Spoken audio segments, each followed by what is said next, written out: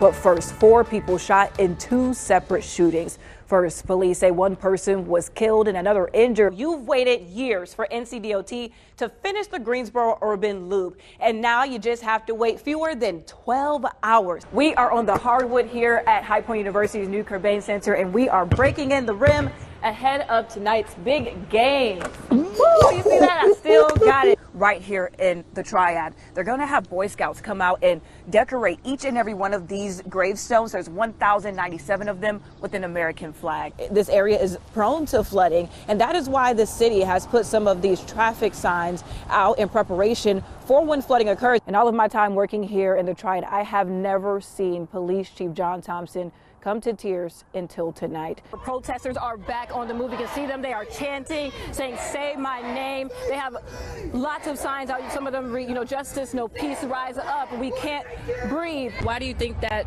the atmosphere, the energy is starting to change? And I'm Denise McMiller. For weeks, doubts trickled in about President Biden's future in the upcoming election. We continue to follow the events today in Butler, Pennsylvania. Secret Service swarmed the stage to protect former Commander-in-Chief. I really commend those guys' bravery. I will never be jumping out of a plane, but Tim, I will be hopping out of the car with my umbrella with all this rain we're expecting this There week. you go. Do not enter if you have on shorts. And if you go to the website, the list goes on no crop tops. I'm kicked out immediately. This guy, Carlos Gomez, used another inmate's identity to get out of the Guilford County Detention Center. And he could have been living his best life, y'all, for 4 days. And all you need is a great smile, like me. No, I'm kidding, but you don't need any experience. 3-leaf clovers will bring me a little luck and also get you to pay attention to this report. I think I've got a good swing on me. I think the grasshoppers should check me out. Tonight, the clock struck midnight on NC State's Cinderella run to the Final Four. They fought hard, but they fell to Purdue. I had a cell phone in the 8th grade. Started out with a cell phone because my parents needed to be able to keep in touch with me. That's I had right. after school activities. I needed to be able to text them when practice was running late or if I had to stay after to talk to a teacher. So I think it's just all about balance and not giving them too much screen time. Little Rock AME Zion Church is wrapping its arms around the Charlotte community. Remember the lives that were lost in our city.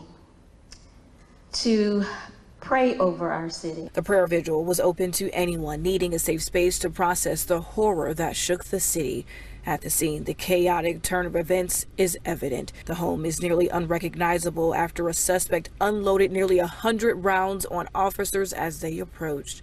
Officers fired back, killing him. Some in the neighborhood witnessed the standoff in terror. I never see this happen in this area. I heard that there are some shooting.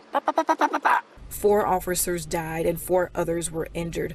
Those at Little Rock AME Zion gathered to uplift the families of the officers killed and the officers recovering. Their loved one's life was not in vain.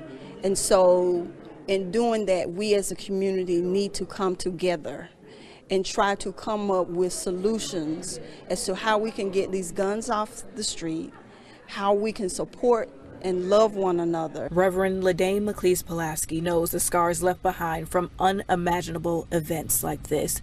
Years ago, her father was shot in the line of duty. Had many surgeries and still has scars and still has pain. This is decades later.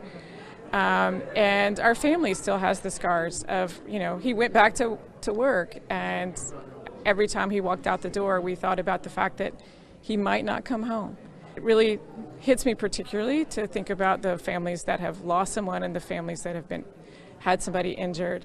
She hopes her story of shared pain will translate into shared purpose.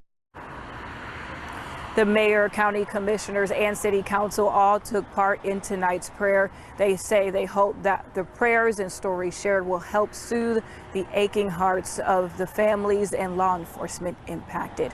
Live in Charlotte, Denise McMiller, WFMY News 2. I started out with 4 children, and no mother ever wants to have to bury a child. Carmen Cita Williams spoke with Terry Ives outside her son's High Point home, is where police say they found 27-year-old Christian Tillman Little shot dead 2 weeks ago. It was unfair. If they robbed them and they got what they wanted, why didn't they just leave? Why did they have to leave that kind of mark? That was unnecessary. He may have known them. I don't know. A 911 call from the night of the murder sheds light on the home invasion. High Point 911, what is your emergency? Somebody just got shot. I'm hiding in the bathroom. I don't know if anybody's going to have something here. Oh, my boyfriend just got robbed. High Point police say Zachorian Little drove to Tillman Little's home on Westdale Drive, broke in, robbed, and killed him. This is all while Little had 2 people he kidnapped from another city in the car. Police say the 2 kidnapped victims were able to escape and get help from neighbors. And during this ordeal, Little was out on bond for another murder from last year, where police say he killed Damaris Turner. Little's attorney says he stands behind the decision to lower his bond, saying Little had no criminal record at the time.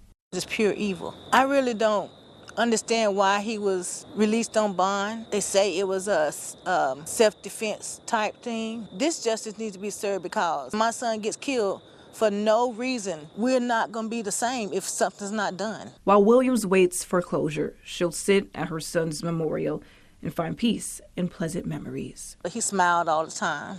He loved his family. And tomorrow, he would have been 28 years old. And now Tillman Little's 3 daughters are left to grow up without a father. And as for Little, he's in jail without bond. They've held shows at art galleries, churches, and changed the tempo of the street corners of Greensboro. But when the people leave, the music fades, and the lights go out, reality hits for George. So you used to sleep here? I used to sleep here, play here. George was diagnosed with bipolar disorder some years ago, and he stopped playing music to focus on his mental health. I just knew that there are times when I'm just manic, there are times when I'm so depressed, I wish I was dead. The daily struggle to survive made it nearly impossible for George to keep a job, and he became homeless. Getting into the homeless community was strange for me, but I had no other options. George's unique sound made him known among business owners downtown. It's businesses like that that see beyond your circumstance and see a human being. Like Pizzeria L'Italiano. Hello? Hello, George. Yes, sir.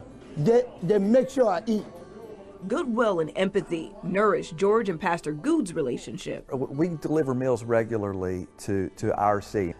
And there was one particular guy I noticed over there one day, and he was just really cutting it. Man, he could play like nobody's business. What nurtured our friendship is we kept coming. He's now probably one of my dearest friends. Good has a unique take on homelessness as a former Greensboro police officer. Some of the homeless that I deal with now are the same ones that were around 20 years ago, 25 years ago. An experience that stuck with Good and is why he's now opened his home to them, allowing George to turn his backyard into a living space, making it easier for George and Good to map out how they plan to tackle homelessness together through music and the church.